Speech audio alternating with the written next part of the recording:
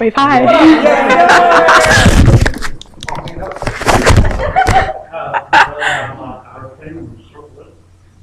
She's editing the video together right now.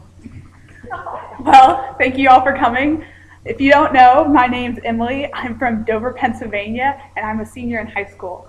Now, being a senior in high school, I most often get asked the question, what are you going to do when you grow up?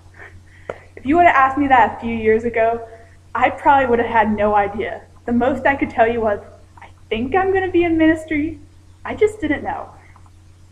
It took me a long time to distinguish God's call for my life and what He had planned for me. But now I have a clear sense of what He wants me to do. From an early age, it was kind of obvious that ministry was going to be my life. My dad's a UN pastor, and ever since I was really young, I was always at the church. I was always at church events helping, and I just loved being there. And I just had this sense it was right for me. The older I grew up, the more ministry I got to do, the more times I got to lead ministry. And being able to lead ministry, I really did get the sense, yeah, this is going to be my life. But soon, that sense of ministry stopped. Ninth grade was really hard for both me and my family. That year, my grandmother died, my mom was diagnosed with cancer and had to go through surgery, and my family moved.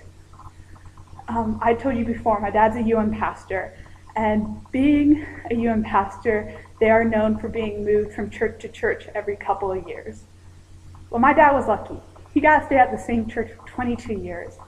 My siblings and I grew up at the same church, and we loved it there. They were our family to us.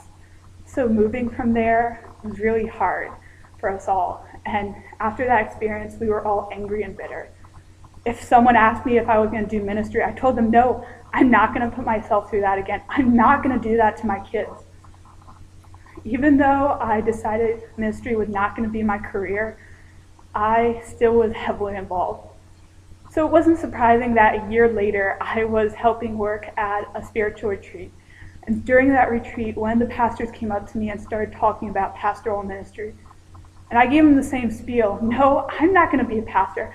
I'm not going to put myself through that. I'm not going to put my kids through that. And he told me, okay, we're going to pray about it.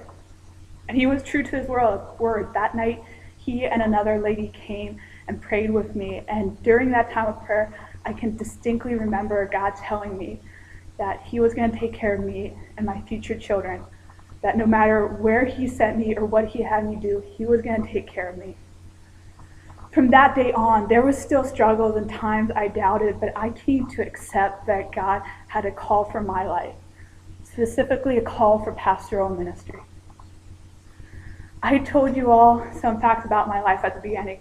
I told you my name, I told you where I'm from, what grade I'm in. I told you all that with confidence. If you ask me today what I plan to do with my life, I can tell you all with the same confidence that God has called me to pastoral ministry and that I am planning and willing to accept that call and pursue it. Thank you.